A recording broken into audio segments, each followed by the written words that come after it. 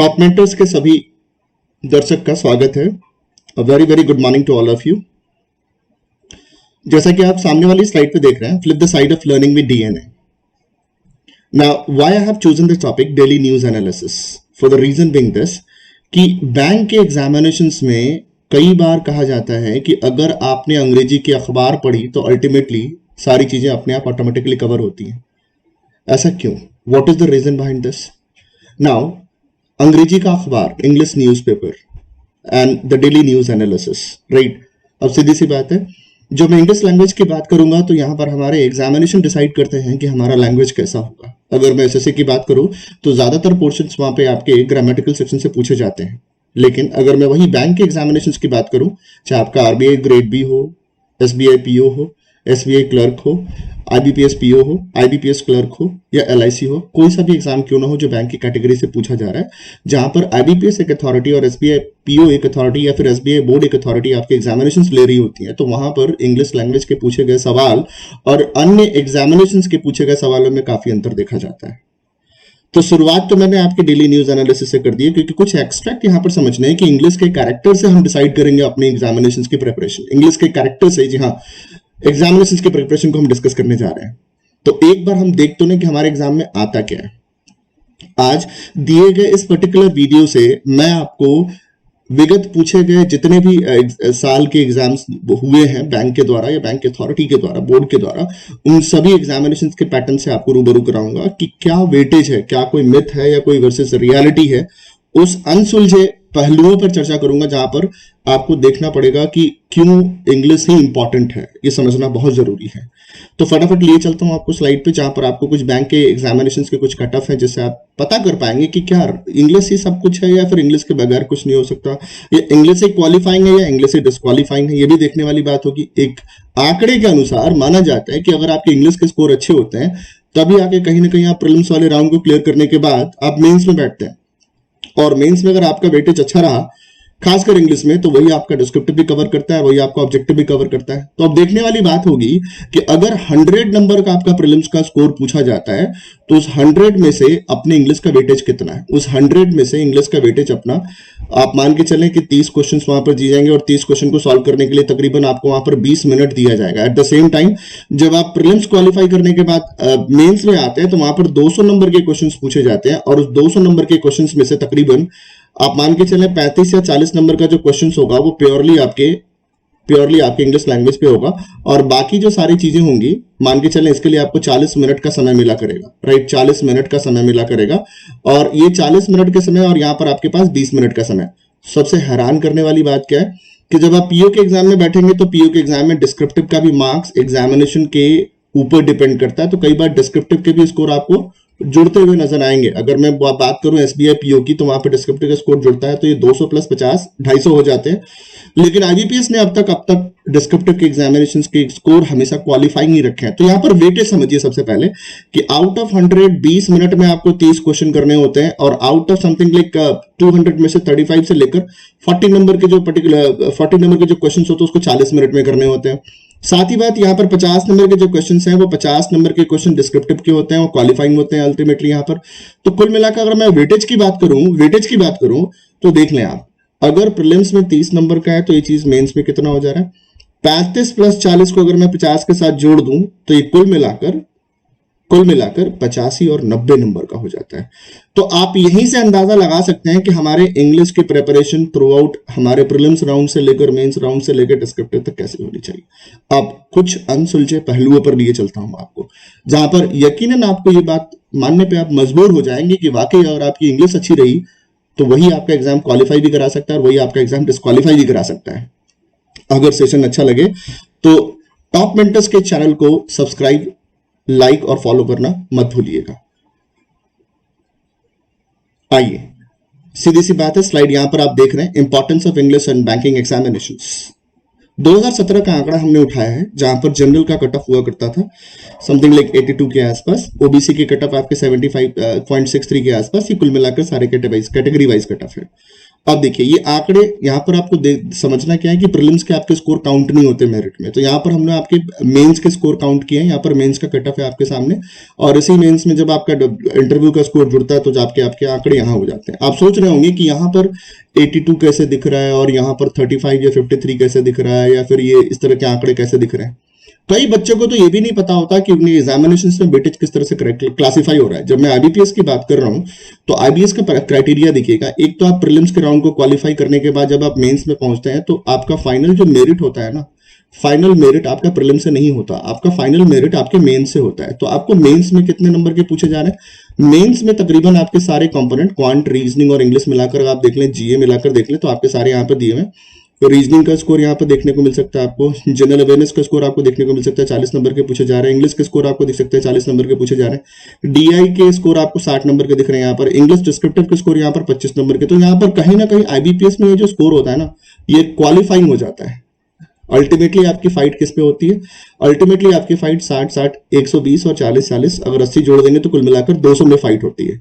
अब यहां पर समझने वाली बात क्या है कि जो मेंस का जो वेटेज होता है यहां पर इस अगेन मेंस के वेटेज में 200 का 80% लिया जाता है फाइनल मेरिट देने के लिए, 200 का 80% लिया जाता है फाइनल मेरिट देने के लिए। और इस 200 का 80% निकालने के बाद जो आपके डिस्क्रिप्टिव समथिंग लाइक जीडीपीआई के स्कोर होते हैं, मान के चले आप समथिंग लाइक जीडीपीआई का स्कोर आपका 100 का है, तो इस 100 का लिया जाता है 20%, इस 100 का 20% लिया जाता है। तो फाइनल बहुत सारे बच्चों को इसके बारे में पता नहीं है। तो यहां समझना क्या है कि जो मेंस का जो आपका 200 का स्कोर होता है उस 200 का 80% निकाला जाता है, और आपके जीडी इंटरव्यू का जो निकल के आता है यहाँ पर जीडी ग्रुप डिस्कशन और इंटरव्यू का उसका 20% निकाला जाता है। फिर फाइनल जाके आपके पास मेरिट यहां पहुंचती है, तो आपका फाइनल कट ऑफ यहाँ पे निकल के आता है। तो देख सकते हैं यहाँ पर जनरल कैटेगरी में 65.58 के आसपास वेटेज गया था आपका 2017 में। फिर कैटेगरी वाइज एससी देख ले तो 53.2 आसपास है मैक्सिमम। ये सारी कैटेगरी वाइज है। तो कहीं ना कहीं हमें सबसे पहले जरूरी चीज समझने की क्या है कि हम जिस एग्जाम को फेस करने जा रहे हैं वाकई उसमें जो अलग अलग स्टेजेस हैं उसमें क्या रोल प्ले करने वाला है, क्या रोल प्ले करने वाला है। तो बहरहाल अभी बस आप कट ऑफ से रूबरू होइए, फिर आगे आने वाले स्लाइड में दिखाऊंगा कि क्या सबसे जरूरी चीज है। अब एक बार मैं आपको इंडिविजुअल कट ऑफ के पास लिए चलता हूं। जब आप सामने वाले स्क्रीन पे देख रहे होंगे तो यहाँ पर रीजनिंग और कंप्यूटर एप्टीट्यूड दोनों पहले अब तो शायद रेयरली पूछे जाते हैं, लेकिन हाँ आईबीपीएस में आपको कई बार देख सकते हैं कंप्यूटर के क्वेश्चंस वगैरह। तो कुल मिलाकर 60 नंबर के क्वेश्चंस आपके देखे जा सकते हैं आपके रीजनिंग और कंप्यूटर से जुड़े हुए। उसका इंडिविजुअल कट ऑफ होता है 7.5% के आसपास, जो 2017 में हुआ करता था, और जनरल के लिए ये कट ऑफ गया था, ये कैटेगरी वाला कट ऑफ था, और ये आपके जनरल वाले कट ऑफ थे। जब मैं जनरल अवेयरनेस की बात करूं तो ये एक तरह से फिनिशिया माना जाता है मेंस में, फिनिशिया माना जाता है कई सारे रीजनों से। अगर आप कटअप देख रहे हैं यहाँ पर रीजनिंग के और कंप्यूटर साइंस के, और कटअप देख रहे हैं आप कहीं ना कहीं डीआई के, तो आप चौंक जाएंगे। यहाँ जो क्वांट और रीजनिंग के सवाल जो लेवल होते हैं मेंस में, कई बार बच्चे यहाँ पर गिव अप कर देते हैं, वो उतने डुएबल नहीं होते। तो आपने अक्सर देखा होगा कि मेंस में जो मैथ और रीजनिंग है ना, उसका स्कोर बिल्कुल ना के बराबर होता है बच्चों के लिए। तो कहीं ना कहीं बच्चों का जो सबसे ज्यादा वेटेज होता है, सबसे ज्यादा डिपेंडेंसी होता है, वो सबसे ज्यादा अपने जनरल अवेयरनेस पे देखा जाता है। तो बच्चे सबसे ज्यादा स्कोर कहां करते हैं? बच्चे सबसे ज्यादा स्कोर आपके जीए वाले पोर्शन पे करते हैं, क्योंकि वो पिछले 6 महीने का current affairs up to date रखे रहते हैं, और उस करंट अफेयर्स को कहीं ना कहीं यहाँ पर कंपनसेट करते हैं अपने क्वांट रीजनिंग से। अब देखने वाली बात क्या है, सबसे चौंकाने वाली बात क्या है यहाँ पर? सबसे चौंकाने वाली बात यहाँ पर देखने की है कि अगर आपका क्वांट और रीजनिंग में से किसी भी सेक्शन का cut off something like pattern थोड़ा सा भी टफ हुआ ना, तो हो सकता है कि जो आप मार्क्स एक्सपेक्ट कर रहे थे वो मार्क्स आप वहां पर गेन ना कर पाए। और अगर आपने शुरू से ही इंग्लिश पर्टिकुलर लैंग्वेज पे पहले से ध्यान दिया हुआ है तो बाय डिफॉल्ट यहां तो आप इसको क्वालिफाई करेंगे ही करेंगे, बाय डिफॉल्ट इस सेक्शन में भी अच्छा स्कोर कर सकते हैं। तो जो आपके मैथ्स और रीजनिंग के पैटर्न होते हैं मेंस में, वो डुएबल नहीं होते। अगर आपने क्वांट और रीजनिंग में कहीं मार्क्स खोए हैं तो उसको आप इजिली गेन कर सकते हैं इंग्लिश वाले सेक्शन से, मेरा ये कहना है। आप उठा के पिछले 3-4 सालों का एनालिसिस देख लें, उस एनालिसिस में आप पाएंगे कि यहां पर जिन बच्चों ने इंग्लिश में अच्छा स्कोर करा था और जिन बच्चों ने जीए में अच्छा स्कोर करा था, उनके जीए और इंग्लिश के कंट्रीब्यूशन ने समथिंग लाइक उनको क्वालिफाई करने में बहुत मदद करी। तो यहां पर समझने वाली बात बहुत अंदर की, ये मैंने आपको ऊपर आई का आंकड़ा दिखा दिया कि कितना परसेंटेज एक दूसरे के साथ डिवाइड होता है। यही चीज यहाँ पर 80:20 आपका डिवाइड हो जाता है। अगर मैं एसबीआई पीओ की बात करूं तो 75:25 हो जाता है रेशियो। तो यहां पर सबसे पहले जरूरी चीज है कि हमें यह जान लें कि हमारा वेटेज किस एग्जाम में कैसा है। नो डाउट जब आप प्रीलिम्स वाले एग्जामिनेशन बैठेंगे तो यहां पर प्रीलिम्स वाले जो आपके क्वांट और रीजनिंग होते हैं डुएबल होते हैं। बच्चे 35 में से 32, 33, 34 और 35 तक लेके चले आते हैं, जब मैं बात करूं आपके खासकर रीजनिंग की। लेकिन क्वांट में वही थोड़ा सा टाइम टेकिंग होता है, तो करीब 25 से 30 के बीच में आंकड़ा होता है। अब समझने वाली बात क्या है कि प्रीलिम्स में 35 मान लीजिए आप रीजनिंग में ले आते हैं, 25 आप मैथ्स में ले आते हैं, 60 हो गया। फिर भी देखिए 75 और 80 होने के लिए आपको अंग्रेजी की जरूरत पड़ेगी। 75 और 80 होने के लिए अगर आप क्वांट रीजनिंग में किसी तरह से 55 से 60 के बीच में स्कोर लेकर आ रहे हैं और आपको प्रीलिम्स राउंड निकालने के बाद मेंस में क्वालिफाई करना है, तो आपको तकरीबन अंग्रेजी में 15 से 20 या फिर 25 के आसपास स्कोर होगा, तभी जाके आप 80-85 के आसपास हो सकते हैं। हैरान करने वाले की बात यह है कि आरबीआई जैसे एग्जामिनेशन में तो कट ऑफ 90 के आसपास जा रहा है, तो अगर आप प्रीलिम्स में 90 ला रहे हैं, इसका मतलब क्या है? विदाउट इंग्लिश नहीं हो रहा होगा। तो वहां पर थोड़े से आरबीआई के पैटर्न थोड़े आसान होते, इसलिए बच्चे प्रीलिम्स वाले राउंड में इजीली कर पाते हैं। नो डाउट प्रीलिम्स के एग्जामिनेशन में तो आपको पता भी नहीं चलता होगा कि आपने इंग्लिश का एग्जाम भी दिया, लेकिन वही जब आप मेंस में बैठते हैं तो आपको लगता है कि जो इंग्लिश आपके मेंस की है वो मोरलेस आपको रीजनिंग ज्यादा और इंग्लिश कम लगेगी। कई सारे ऐसे फैक्ट हैं, कई सारे मिथ और रियलिटी है, समथिंग लाइक रियलिटीज है, जिसको आपको जानने की जरूरत है। आज प्रेजेंट के स्लाइड में आपको मैं रूबरू कराऊंगा कि कहां पर बच्चे लैग कर रहे हैं हमारे। प्रीलिम्स तो सबका निकल रहा है, मैंने ऑफलाइन सेंटर से लेकर ऑनलाइन सेंटर में कई सारे बच्चों को पढ़ाया, सबके प्रीलिम्स निकल रहे हैं, लेकिन 90% मेरा बच्चा मेंस में फंस रहा है, मेंस में फंस रहा है। Unexpected pattern of quant and reasoning which they haven't solved earlier, unexpected pattern of quantum reasoning. Similarly कहीं ना कहीं अगर उनका एज और एडवांटेज रहा है इंग्लिश लैंग्वेज में, खासकर रीडिंग स्किल्स में, देखिए अब मैं जोड़ रहा हूं डेली न्यूज एनालिसिस का तार इसके साथ, अगर उनका एज रहा इंग्लिश में रीडिंग स्किल्स के साथ, तभी वो अपने 35-40 में से 25-30 का स्कोर लेकर आते हैं और तब जाके वो अपने क्वांटम रीजनिंग का स्कोर कंपेंसेट कर पाते हैं। तो यहां पर समझने वाली बहुत इंपॉर्टेंट बात है जो आपको समझनी है, क्योंकि फाइनल सिलेक्शन हमारा प्रीलिम से नहीं होता, फाइनल सिलेक्शन हमारा फाइनल राउंड से होता है, जब आप जीडीपीआई देने के बाद फाइनली आप मेरिट लिस्ट में आते हैं। तो कई सारे ऐसे आंकड़े जो मैंने आपको आईबीपीएस के पैटर्न से समझाया, ठीक इसी तरह का पैटर्न आपके फॉलो करना होता है आपके जब आप एसबीआई पीओ में जाते हैं, बस रेशियो डिवाइड हो जाता है। तो पहले तो आप ये जान लें कि हमारे एग्जाम में क्या पूछा जाता है, फिर जब ये पता चल जाए तब फिर आप उस पर अपने कंपेटेंसी को हासिल कर सकते हैं। अब ले चलता हूं आगे के क्या कट ऑफ है। तो आपने देखा आईबीपीएस 2017 का कट ऑफ 82 के आसपास था, जनरल कैटेगरी वाले का, ओबीसी का फिर उसके बाद नीचे चला जा रहा है, तो कुछ जो कैटेगरी वाइज नीचे स्कोर हो चले जाते हैं। अब ले चलता हूं अगले साल 2018 में क्या था स्कोर इनका। 2018 में कट ऑफ के स्कोर थे तकरीबन अगेन 74.5 के आसपास। आप देख सकते हैं ओबीसी के स्कोर इतने थे। फिर वही आंकड़ा समझाऊंगा कि आपको कहीं ना कहीं देखने वाली बात यहाँ पर यह है कि चीजें वैसी नहीं है जैसा हम सोच रहे हैं। देखिए यहाँ पर कट फिर अभी पिछले साल की अपेक्षा थोड़ा सा नीचे जाता हुआ, यहाँ पर भी वही चीजें आपको समझा रहा हूं कि तकरीबन आपके क्वांटम रीजनिंग में देख सकते हैं आप कट ऑफ में खासा अंतर देख सकते हैं। ये देखिए जो मैं इंग्लिश लैंग्वेज की बात कर रहा हूं, इसका इंडिविजुअल कट ऑफ कितना कम है, और भले ही यहां पर कट ऑफ ज्यादा हो लेकिन बच्चे उतने स्कोर नहीं कर पाते। जीए में तो स्कोर कर लेते हैं, लेकिन मैं क्वांटम रीजनिंग की बात करूं तो क्वांटम रीजनिंग में बच्चे उतने स्कोर नहीं कर पाते। अल्टीमेटली उनकी डिपेंडेंसी यहां पर होती है। अगर आपने कॉम्पिटेंसी यहां पर हासिल कर ली तो नो डाउट जो आप यहां पर लॉस करेंगे रीजनिंग में, जो आप लॉस करेंगे आप क्वांट में, हो सकता है इजीली आप कंपनसेट कर पाए। तो यहां पर गेम चेंजर माना जा सकता है इंग्लिश लैंग्वेज की कॉम्पिटेंसी। फिर बताऊंगा यहां पर एग्जामिनेशन डिसाइड करता है कि हमारी इंग्लिश कैसी होनी चाहिए, हमारी एग्जामिनेशन डिसाइड करती है कि हमारी इंग्लिश कैसी होनी चाहिए। तो यहां पर देखने वाली बात होगी कि हमारे बैंक एग्जामिनेशन में इंग्लिश का रोल क्या है।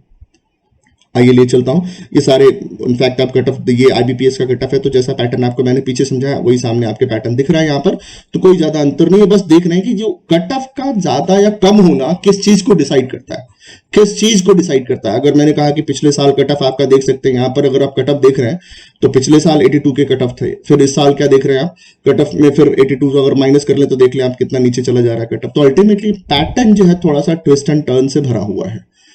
लिए चलता हूं अगेन आईबीपीएस पीओ के 2019 का स्कोर देखिए, तो कहीं ना कहीं 82, 74, 71 ये क्या दर्शाता है, ये पैटर्न हमारा अब उतना आसान नहीं रहा जितना हम सोच रहे होते हैं, राइट। पैटर्न हमारा उतना आसान, अब इस खास इस स्लाइड में देखिए यहाँ पर जो कट ऑफ है हमारे इंग्लिश लैंग्वेज का, देख लीजिए आप, यहाँ कट ऑफ देख के आप हैरान हो जाएंगे। ये जो कट ऑफ आप देख रहे हैं ना इंग्लिश लैंग्वेज का 14 पॉइंट देखें आउट ऑफ, देखिए यहाँ पर देखिए सबसे बड़ा कंट्रीब्यूशन देखने को मिलेगा आपको। डीआई का कट ऑफ देख लीजिए, है ना, समथिंग इसका कट ऑफ देख लीजिए, इसका कट ऑफ देख लीजिए। तो अल्टीमेटली ये डूएबल होगा तभी इतना कट ऑफ जा रहा होगा। तो अल्टीमेटली ये सारे कट ऑफ हैं जिससे आप एनालिसिस लगा सकते हैं। कोई ज्यादा डिफरेंस नहीं है, बस आपको कुछ विगत सालों के एग्जामिनेशंस के फाइनल कट ऑफ पे लिए चलता हूं ताकि आपको जब अगली तैयारी हो 2020 की, तो फाइनली आप तैयार रहें कि कितना मुझे कहां से कितने स्कोर लेने हैं, क्वांट कितना करना है मुझे, रीजनिंग कितना करना है मुझे, इंग्लिश कितना करना है मुझे, जनरल अवेयरनेस में कितना करना है। ये तो कोई डाउट नहीं है कि भाई general awareness would be a kind of panacea for you. General awareness नहीं आपकी जान बचा सकता, और जो बचा कुछ आपके पास सांस होगी वो आप कहीं ना कहीं इंग्लिश लैंग्वेज के द्वारा कॉम्पनसेट करेंगे आप। डिस्क्रिप्टिव का तो कोई रूल भुला नहीं सकता, तो कहीं ना कहीं डिस्क्रिप्टिव आपके रीडिंग स्किल से लिंक है, और वही रीडिंग स्किल्स आपके मेंस में काम आता है, और वही रीडिंग स्किल्स आपके डिस्क्रिप्टिव में काम आता है। कहावत भी है ना, अगर आप एक अच्छा श्रोता हैं तो एक अच्छे वक्ता भी हो सकते हैं। सिमिलरली इसी तरह से अगर आप अच्छे पढ़ने वाले हैं तो अच्छे लिखने वाले भी साबित हो सकते हैं। डिपेंड करता है कि आप क्या पढ़ते हैं, कैसे पढ़ते हैं। तो ये सारे कट ऑफ हैं जिसके बारे में आपको बता रहा हूं। अब लिए चलता हूं आपको एसबीआई के कुछ पैटर्न के ऊपर।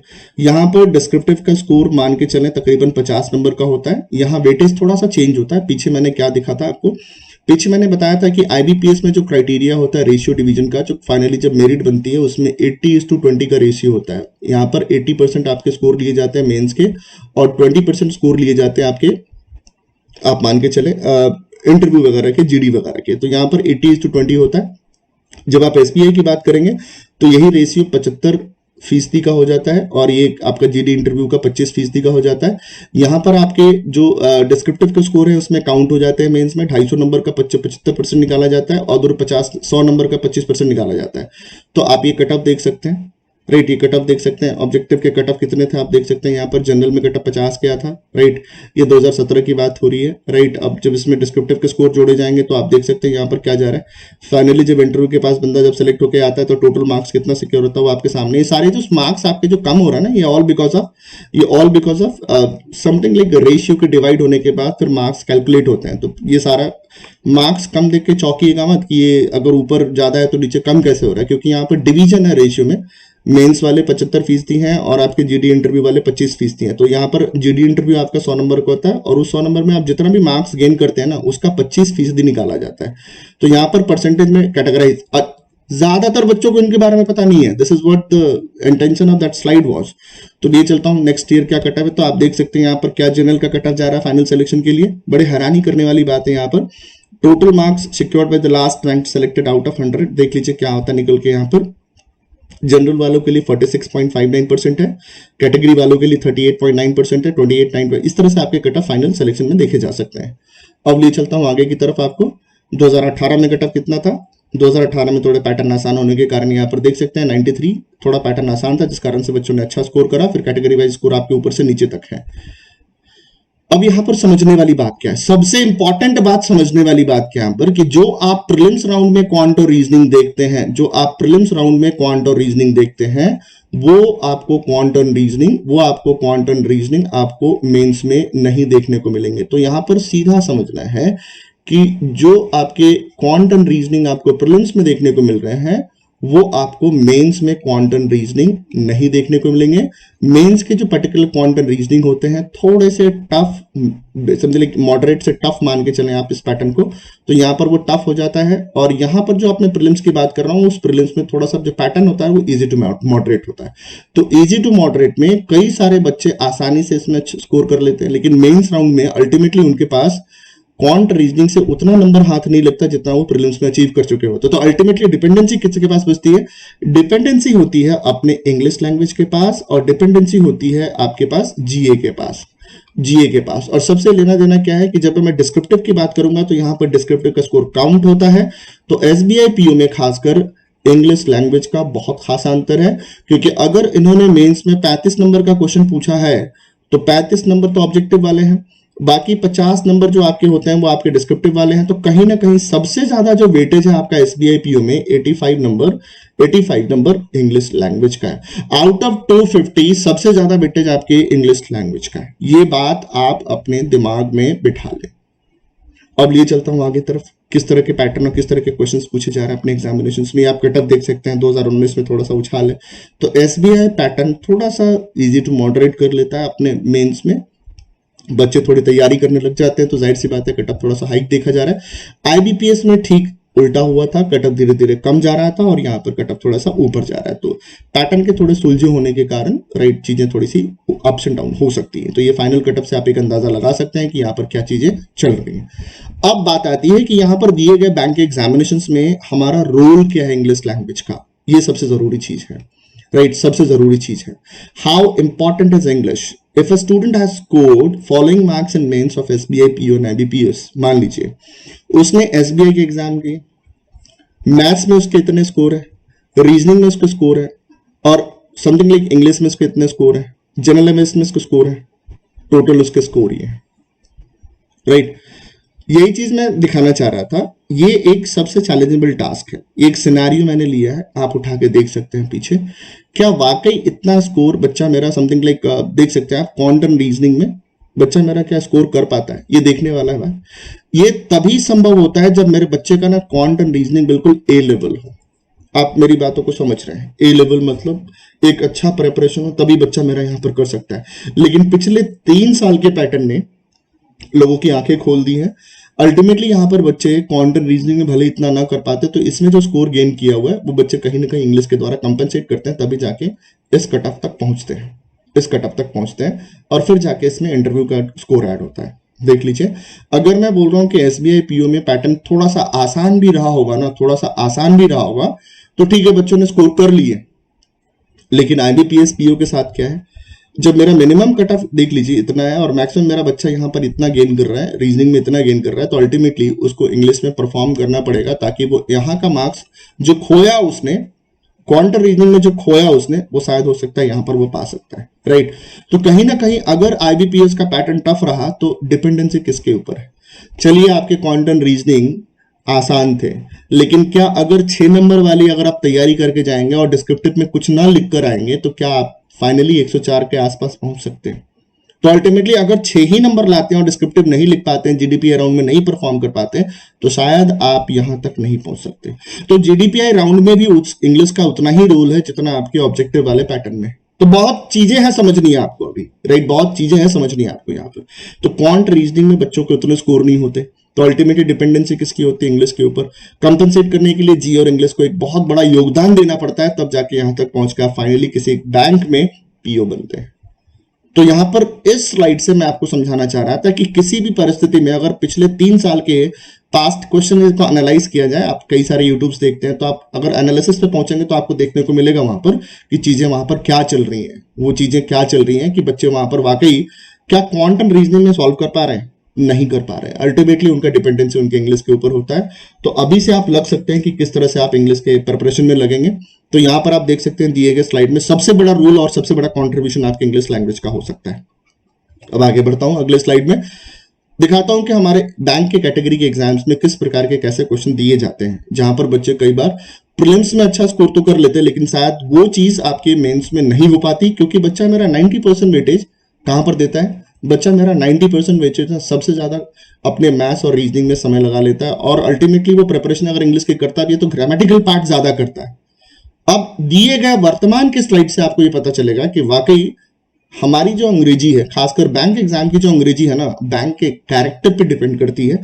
कई सारे जो वर्क होते हैं, अगर आप देखें बैंक में तो सारा वो ऑफिशियल लैंग्वेज के इंग्लिश लैंग्वेज में होता है, तो यहाँ पर एक कॉम्प्रीहेंड करने का ज्यादा मैटर है। सबसे ज्यादा कॉम्प्रीहेंड करने वाले पैसेजेस पूछे जाते हैं, आपके एनालिटिकल पैसेज पूछे जाते हैं। यहाँ सीधा समझना है, ग्रामर का रोल ना के बराबर रह गया, ग्रामर की संख्या उतनी नहीं रही।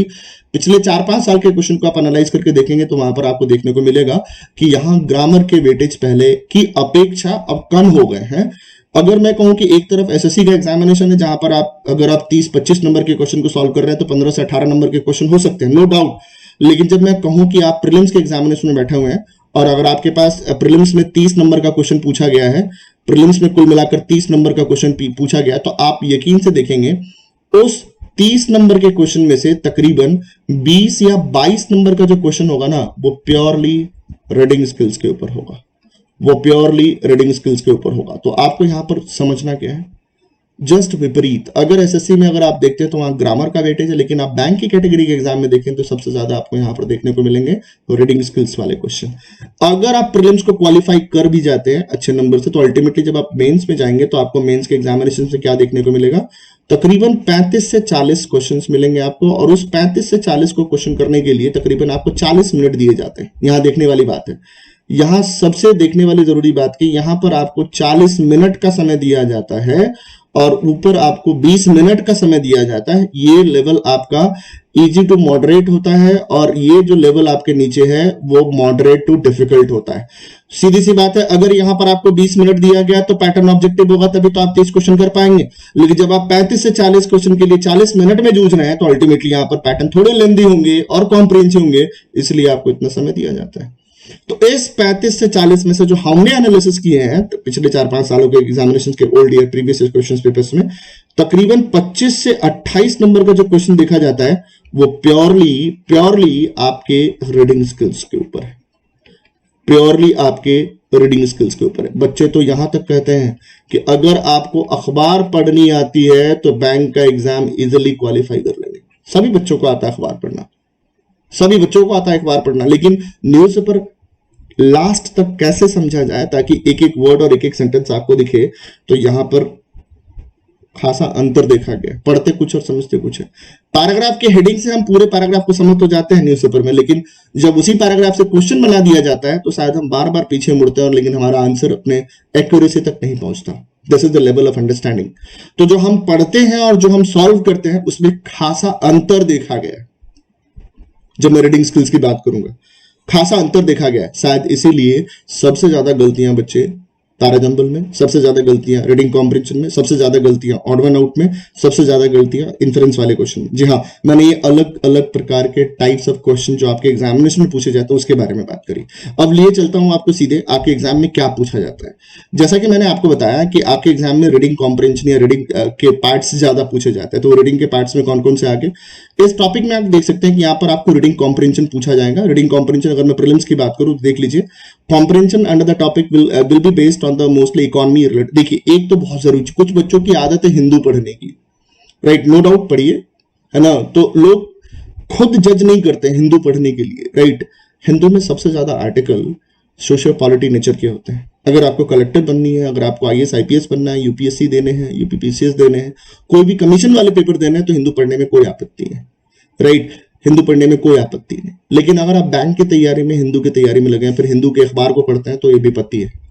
एक तरफ आपत्ति और दूसरी तरफ विपत्ति है, समझिएगा। रीजन बिंग दिस, क्योंकि आपके आर्टिकल ज्यादातर फाइनेंस, बैंक और इकोनॉमी वाले आर्टिकल ज्यादातर आपके फाइनेंशियल न्यूज़पेपर में मिलेंगे।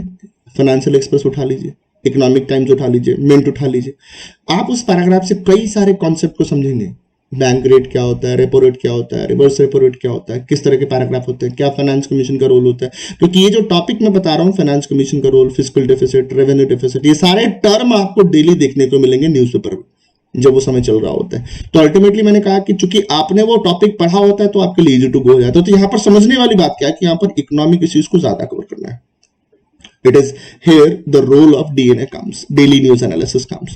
देखिए, अब इसी आरसी में सबसे इंपॉर्टेंट चीज क्या आपकी होगी, इसी आरसी के आधार पर आपको एंटो साइन पूछे जाते हैं। एसएससी में क्या होता है कि बच्चे ना 20 साल के वो क्या आपको रट के चले जाते हैं, और अल्टीमेटली एग्जाम में करीब अगर आप 20 साल के क्वेश्चन को देखेंगे तो 20 सालों में से तकरीबन अगर 10 भी क्वेश्चन पूछे गए एसएससी में तो आप क्या पाएंगे, 10 में से 6 नंबर आपको आराम से रट के आ जाएंगे। लेकिन अपने बैंक के एग्जाम में क्या होता है कि जो आपसे एंटो और साइन में पूछे जाते हैं ना, वो कंटेक्स्ट के आधार पे होते हैं।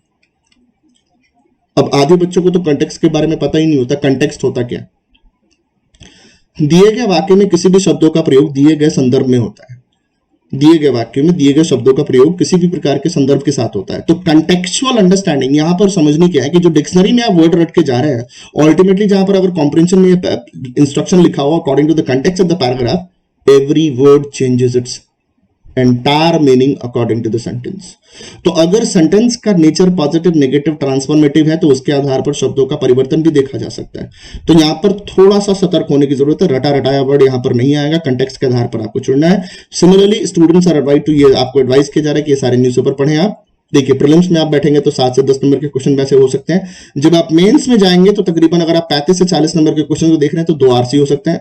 सबसे जरूरी बात क्या है कि ये तकरीबन 12 से 18 नंबर के क्वेश्चन भी हो सकते हैं। जब आपके एग्जामिनेशन में लॉजिकल पैसेज पूछ दे, सबसे जरूरी बात जब लॉजिकल पैसेज पूछ दे, जब आपसे इन्फरेंस वाले क्वेश्चन पूछ दें, जो कई बार सी सेट वगैरह में पूछा जाता है, तो ये इन्फरेंस का जो टॉपिक है ये क्रिटिकल रीजनिंग से लेना देना है। तो कई बार बच्चे जब मेंस में जाके बैठते हैं ना, शुरू से ग्रामर पढ़ा हुआ है और अचानक उनका समथिंग प्रीलिम्स क्वालिफाई हो गया और मेंस में बैठे हो, जब इन्फरेंस का क्वेश्चन देख लिया तो वो थोड़े से परेशान हो जाते हैं कि हम इंग्लिश का पेपर दे रहे हैं या रीजनिंग का पेपर दे रहे हैं। तो यहां पर क्रिस्टल क्लियर समझिए कि हमारे एग्जाम में आता क्या है और तैयारी किसकी करनी है, राइट। तो ये आपके मेंस में नंबर ऑफ आरसी क्वेश्चन पढ़ने का एक रीजन कि 5 नंबर के क्वेश्चन आपको लॉजिकल पैसेज पे कंफर्म मिलेंगे ही मिलेंगे। तो ये था रीडिंग कॉम्प्रिहेंशन जो कि क्रिटिकल रीजनिंग को साथ में लेके चलता है। अब देखते हैं और क्या पूछे जाते हैं अपने एग्जामिनेशंस में। Spotting errors, no doubt, I can not deny कि भाई जब लैंग्वेज की बात होगी तो व्याकरण को तो हम पीछे छोड़ ही नहीं सकते। भाषा के साथ तो व्याकरण का एक गहरा संबंध है। तो ऐसा नहीं कहता कि भाई ग्रामर आता ही नहीं है। प्रीलिम्स में बैठेंगे तो 5 से 7 नंबर का क्वेश्चन पूछ सकता है आपसे, 5 से 7 नंबर का question you can expect new pattern based. अब इसमें क्या होता है, रीसफलिंग कर देते हैं हम लोग। रीसफलिंग बोले तो पहले इंस्ट्रक्शन दिया करते थे कि भाई किसी एक पार्ट में एरर है, अब क्या दे रहे हैं, कई सारे पार्ट में एरर है, राइट। कंटेक्स्ट के बेस पर एरर दे रहे हैं आपको। तो अल्टीमेटली आप एक्सपेक्ट कर सकते हैं कि आप अगर प्रीलिम्स से बैठे हैं तो तकरीबन 10 नंबर का आपको या 8 या 10 नंबर के आपके क्वेश्चंस ग्रामर के बेस्ड पे होंगे। लेकिन जब आप मेंस में जाएंगे तो ये ग्रामर के जो क्वेश्चंस होते हैं ना, घट के 5 या 7 नंबर के हो जाते हैं। घट के 5 या 7 नंबर के हो जाएंगे, उससे ज्यादा ग्रामर का क्वेश्चन नहीं होगा तो नहीं होगा। आप उठा के पिछले 3-4 सालों के क्वेश्चन को देख सकते हैं, वहां पर आपको सारी चीजें मिल सकती है। फिर ग्रामर के अलावा आपके एग्जामिनेशन में क्लोज टेस्ट भी पूछे जा सकते हैं। क्लोज टेस्ट क्या है, ठीक सीक्वेंस ऑफ सेंटेंस होता है, ठीक एक प्रकार का सीक्वेंस ऑफ सेंटेंस होता है जहां पर कई सारे शब्दों को बीच में ब्लैंक कर दिया जाता है और आपको कहा जाता है कि दिए गए पैराग्राफ को नीचे दिए गए शब्दों और विकल्पों के द्वारा पूरा करिए। तो एक सीक्वेंस ऑफ सेंटेंस जिस तरह से आपके आरसी में होते हैं, बस अंतर यहां पर क्या होता है कि कुछ शब्दों को वहां पर ब्लैंक कर दिया जाता है और आपसे बोला जाता है कि नीचे वाले विकल्पों से फिल करिए। अब यहां पर देखना क्या है, जब आप प्रीलिम्स में बैठेंगे तो पैटर्न की इजी टू मॉडरेट होने के लिए पैराग्राफ छोटा हो सकता है। आपके प्रीलिम्स वाले में तकरीबन 5 से 10 नंबर के क्वेश्चन हो सकते हैं, लेकिन जब आप मेंस में जाएंगे तो थोड़ा सा इंटेंसिटी इसका बढ़ता है, क्योंकि पैराग्राफ आपके फाइनेंस कमीशन के ऊपर हो सकते हैं, पैराग्राफ आपके फिस्कल डेफिसिट के ऊपर हो सकते हैं। तो जब तक आपने वो टॉपिक पहले से करा नहीं होगा, पहले से या पहले से उसकी जानकारी नहीं होगी, तो शायद आप ऐसे मेंस वाले क्लोज टेस्ट को नहीं कर पाएंगे। तो यहां पर intensity of that paragraph in terms of length and concept varies according to prelims and mains, that we have to understand. इसी तरह से पैराजंबल और सेंटेंस रीअरेंजमेंट देखा जा सकता है। यहाँ पर पैराजंबल आपके 5 नंबर के प्रीलिम्स से पूछे जाते हैं। इसमें एक सीधा सा अंतर है। एसएससी में जाएंगे तो कई बार तो बच्चों ना पैराग्राफ पढ़ते भी नहीं, पैराजंबल पढ़ते भी नहीं है, विकल्प के द्वारा PQRS को SRQP के साथ मैच कर दिया, QRSP के साथ मैच कर दिया और पैराजंबल बन जाते हैं। लेकिन अपने बैंक में क्या होता है, वो पैराजंबल को थोड़ा सा कॉम्प्लिकेटेड कर देते हैं। कैसे करते हैं कॉम्प्लिकेटेड, वो कहते हैं कि हमने पहला दे दिया, बाकी 4 में से दूसरा कौन है, तीसरा कौन है, चौथा कौन है, पांचवा कौन है। इस तरह से वो एक 5 क्वेश्चन क्रिएट करते हैं। और कई बार अगर 5 स्टेटमेंट के द्वारा उन्होंने एक पैराजंबल बनाया तो बोलते हैं, इंस्ट्रक्शन में देते हैं बैंक वाले एग्जामिनेशंस में कि दिए गए 5 स्टेटमेंट में से एक इसमें से ऑड वन आउट है और बाकी 4 को अरेंज करिए। तो यही पैराजंबल का वर्जन ऑड वन आउट को भी क्रिएट करता है। तो यहां पर समझना है कि ऑड वन आउट के भी क्वेश्चन इससे मिलते हैं। फिर आपसे पूछ दे लॉजिकल कोहेरेंट पैराग्राफ वगैरह, तो वहां पर आपको लॉजिकल कोहेरेंट पैराग्राफ भी मिल सकते हैं, राइट। तो लॉजिकल कोहेरेंट पैराग्राफ भी इसी का एक सीक्वेंस ऑफ सेंटेंस है जहां पर एक सेंटेंस को आपको छोड़ दिया जाता है और बोला जाता है नीचे दिए गए विकल्प में से ऊपर वाले पैराग्राफ को फिल करिए। तो ये सारे नए पैटर्न के क्वेश्चन आपको देख सकते हैं मेंस में, राइट। प्रीलिम से बड़ा खासा अंतर होता है, बहुत आसान होते हैं, लेकिन मेंस वाले थोड़े से कॉम्प्लिकेटेड वर्जन होते हैं जब आपको ऑड वन आउट और लॉजिकल कोहेरेंट पैराग्राफ देते हैं। सेंटेंस इंप्रूवमेंट की बात हो सकती है, वहां पर पार्ट ऑफ द सेंटेंस को आप बोल्ड कर देंगे, बोलेंगे भाई 1 से 2 पार्ट को हमने ब्लैंक कर दिया, नीचे दिए गए विकल्प में से उसे देखिए। ये भी एरिया आपका ग्रामर को कवर करता है ना।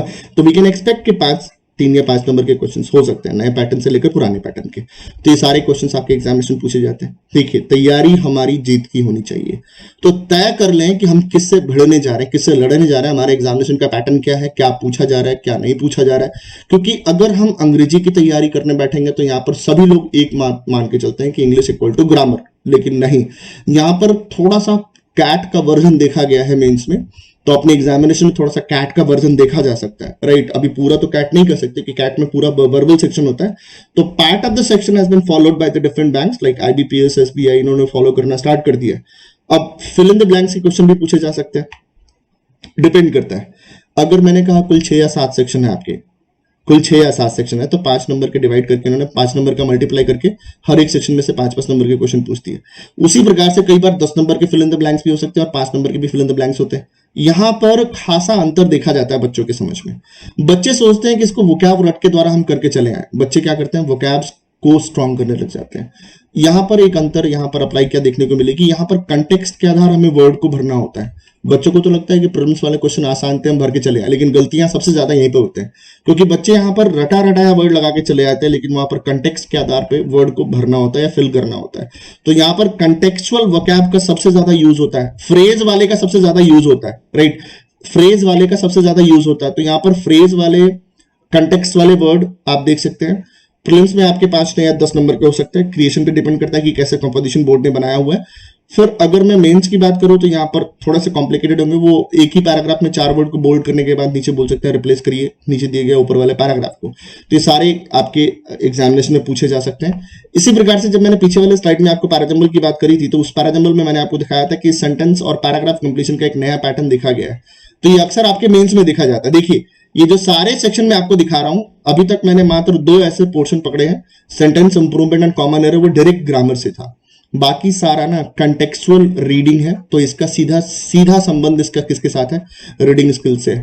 सिमिलरली अगर मैं बोलता हूं कि पैराग्राफ कंप्लीशन है, तो ये भी आपका रीडिंग स्किल्स है, ये भी आपका एक प्रकार का रीडिंग स्किल्स है। तो रीडिंग स्किल्स में एक पैराग्राफ में से एक सेंटेंस को गायब कर दिया और आपसे बोला गया कि नीचे दिए गए विकल्पों में से ऊपर के पैराग्राफ को फिल करिए, तो उसी का नाम पैराग्राफ कंप्लीशन है और उसी का नाम लॉजिकल कोहेरेंट पैराग्राफ है। यहां आपको कंफ्यूज किया जाता है लॉजिकल वर्ड के द्वारा, तो कंफ्यूज मत होइएगा। हर एक सीक्वेंस ऑफ सेंटेंस का अपना एक रिलेशन होता है अपने प्रीवियस वाले सेंटेंस से। तो अगर आपको एक सेंटेंस को दूसरे सेंटेंस से रिलेट करना आ गया रीडिंग स्किल्स में, तो आपके नंबर कोई नहीं काट सकते, राइट। तो यहां पर ये नया पैटर्न का क्वेश्चन देखने को मिला है बच्चों को, तो यहां पर मेंस में अक्सर आपको ऐसे क्वेश्चन देखने को मिल सकते हैं। अब ले चलता हूं अगले क्लास में, अगले स्लाइड में देखते हैं और भी कौन से क्वेश्चन। हाँ, ये बहुत इंपॉर्टेंट है। ये स्टार्टर कनेक्टर्स 2 वर्जन में पूछे गए अब तक, 2 वर्जन में। मेंस में इनका नाम स्टार्टर कनेक्टर है और ये सीधा संबंध है इसका भी रीडिंग स्किल से।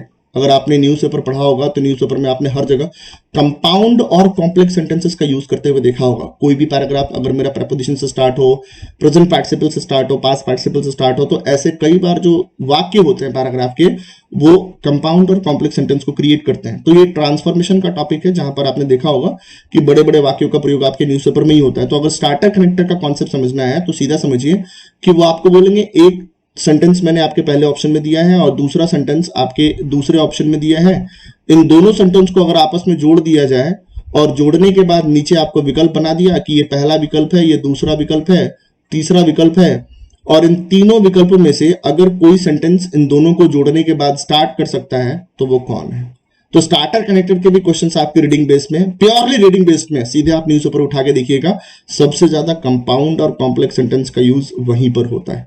सबसे ज्यादा कंपाउंड और कॉम्प्लेक्स सेंटेंस का यूज वहीं पर होता है। तो इसका नाम आपके मेंस में स्टार्टर कनेक्टर है, लेकिन आप प्रीलिम्स में जाएंगे तो यही वर्जन आपके बन के आता है यहाँ पर कॉलम मैचिंग का। तो यहाँ पर वो 3 कॉलम बना देंगे, एक बनाएंगे ए, इधर बनाएंगे बी, इधर बनाएंगे सी, और दूसरे कॉलम में बनाएंगे डी, ई और एफ। अब बोलेंगे आपसे कि दिया गया कॉलम एक दूसरे कॉलम से मैच करिए, कौन सा ऐसा ऑप्शन है जो ए के साथ ई पेयर बनाए या ए के साथ डी पेयर बनाए तो मीनिंगफुल सेंटेंस बने। तो यहां पर कॉलम मैचिंग आपके प्रीलिम्स में पूछे जाते हैं, जो कि वर्जन इसी का है और इसका डायरेक्ट लेना देना आपके रीडिंग स्किल से। तो ये सारे क्वेश्चंस आपके कहीं ना कहीं नए पैटर्न के देखने को मिल सकते हैं यहाँ पर। तो ये न्यू पैटर्न के क्वेश्चन स्टार्टर कनेक्टर में एसबीआई ने स्टार्ट किया था और उसको आईबीपीएस ने फॉलो किया है। तो कई बार जो ट्रेंड सेट होता है कि आईबीपीएस स्टार्ट करता है तो एसबीआई फॉलो करता है, एसबीआई स्टार्ट करता है तो आईबीपीएस फॉलो करते हैं। तो यहाँ पर कुछ नए क्वेश्चन आपको दिख सकते हैं।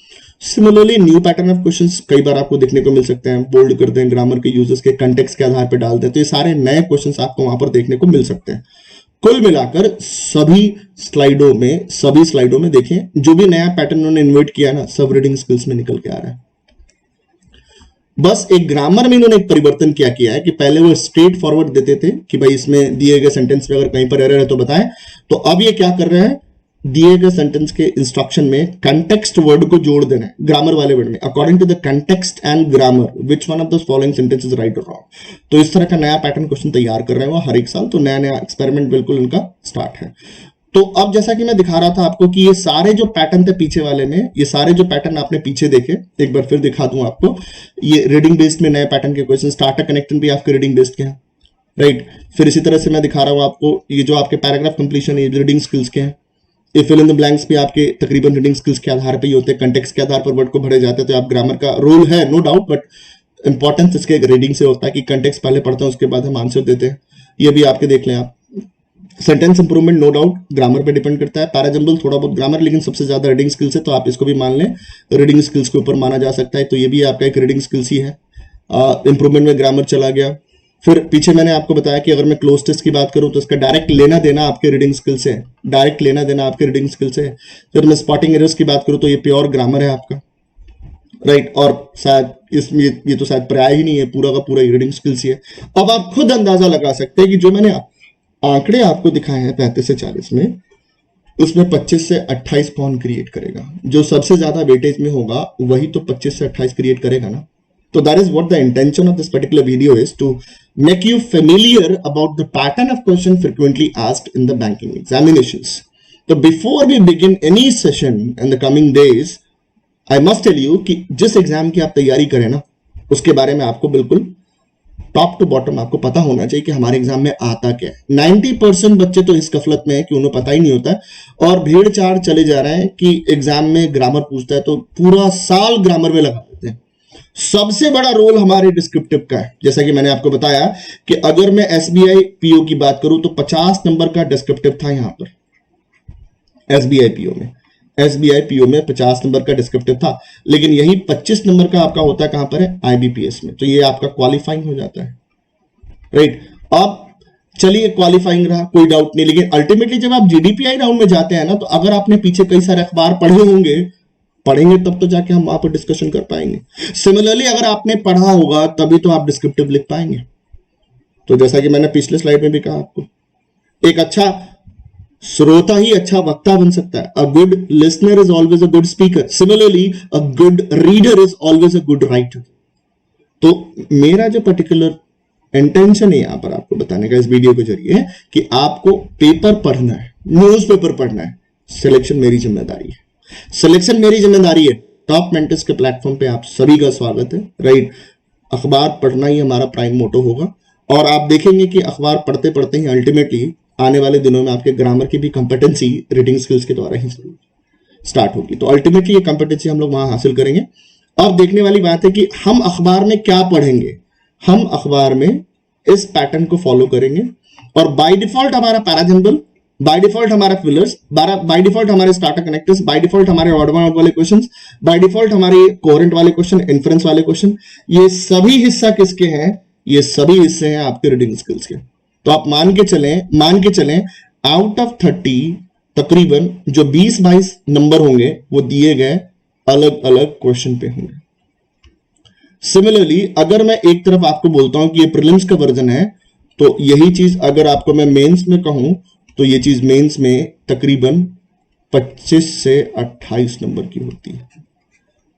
अगर 35 से 40 नंबर का आपका मेंस है, 35 से 40 नंबर का मेंस है, तो उसमें से 25 से 28 नंबर के जो कंपोनेंट होंगे वो दिए गए स्लाइड के ऊपर। अब आप देख सकते हैं यहां पर, आप इसमें से कोई सा भी कंपोजिशन क्रिएट कर लें, राइट, लेकिन हाँ सबसे ज्यादा ये कॉन्सेप्ट डोमिनेट करेगा, सबसे ज्यादा ये कॉन्सेप्ट डोमिनेट करेगा।